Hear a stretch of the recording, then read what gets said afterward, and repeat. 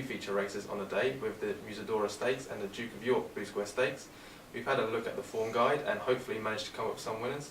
Paul, the first race is the Musidora Stakes. Half of the field is entered for the Yokes at Epsom. Are we looking at anyone in particular here? Well, it's quite an interesting contest, lots of potential, you've got to try and work your way through it. Let's start with Agate. She's likely to be the favourite. She's going to be attempting to give Henry Cecil a 9th winner in the Musidora Stakes. Amazing record the man has.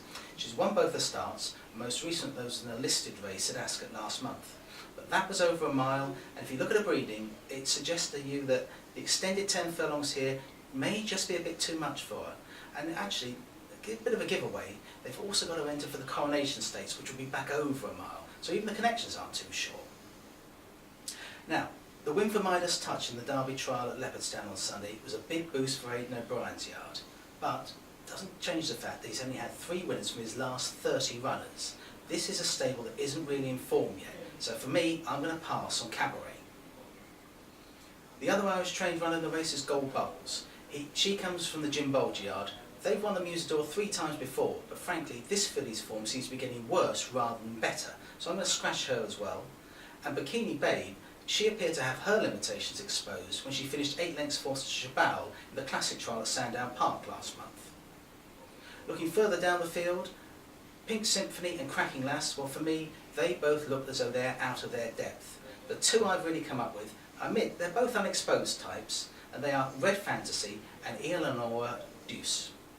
Now, Red Fantasy showed she progressed throughout the winter when she finished runner-up in the Pretty Polly Stakes at Newmarket last month, and she may well improve on that. Now, I freely admit that the other filly, Eleonora Deuce, she's going to have to prove a hell of a lot. She really has. But let's face it, Sir Michael Stoute does not list kite flying amongst his hobbies. Now, she won a maiden at Kempton Park in November. That looked good form. Okay, she was beaten on her first run this year at Ripon, but it was a race full of promise if you actually look below just the fact she finished second.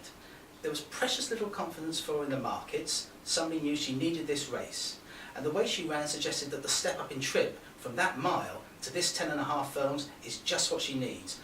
And it's exactly the same with the breeding. That screams out she's going to be better over this trip, possibly even a little bit more. The second feature of the day is the Duke of York Blue Square Stakes. Can you find us a winner there? Well, if you're looking at this race, Star Spangled Banner, and despite the way the name sounds, he's actually an ex-Aussie horse, not an American. Now, he sets the standard, and this will be his first run since he switched to the Aidan O'Brien yard. Now, his 2 Group 1 wins in Australia suggest that he's a high-class animal, and O'Brien has trained another Aussie import in Harada Sun, who won the Queen Anne Stakes for him at Royal Ascot a couple of years ago. Now, Star Spangled Banner has 3 entries, all Group 1 races at the Royal Meeting, but you have to have the idea that this is his first run of the season. They're not going to have a fine edge on him, and he's got 9 stone 12 to carry in this race. Heck of a lot to ask of him, £5 penalty. I really don't think he's going to be ready for this one today. On the other hand, Showcasing, now he had good form as a 2-year-old last season, but 3-year-old sprinters, they have a real mountain to climb taking on their elders this early in the season. I think it's too much to ask for them, really, and I think this race looks a great opportunity for Michael Stoute's main aim.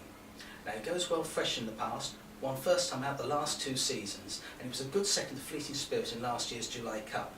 Okay, everybody will say his form tailed off at the end of last season, but there was a reason for that. He was found to be suffering from ulcers, so there's every reason to expect he can improve on that, and I definitely think he's worth another chance now.